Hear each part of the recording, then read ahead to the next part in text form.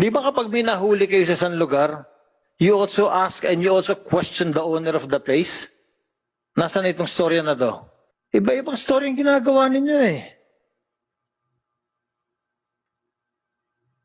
Yung tiwala ng tao, binibigay namin sa inyo. And then you come up with stories like this. Who are we protecting? Si Mayo pinoprotektahan ninyo? Why? Ito yung nangyayari sa story niyo today. Inisip niyo lang yung sarili niyo. Hindi niyo inisip yung buong Pilipinas na umaasa sa inyo. That we are all here against drugs and yet you are in the middle of it. Sorry, pero yan talaga. Ito yung story niyo. Kayo mismo nagsasabi niya, no? Hinayaan yung hulihin namin kayo. Kami na yung nakakahuli sa inyo. Lahat kami dito. Lahat ng nakikinig. Why are you doing this?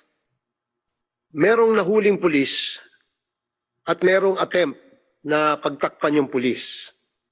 Yun yung beef ng buong kwentong ito. Alam niyo kung bakit pinipilit yung hot pursuit? Kasi hindi nila ma-justify yung pagpasok nila sa sa PD lending. Oh. Kasi wala naman silang search warrant na dala. Tinapay naman. Simpleng-simple lang yan. Gina-justify nila yung pagpasok doon sa sa WPL.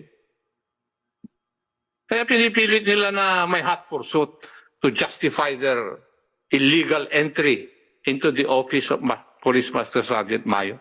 Yun lang naman ang kanyan eh. Bulahin nyo na ngayon. Papunta pa lang kayo, pabalik na ako eh. Tapos ganyan ang sasabihin nyo sa akin.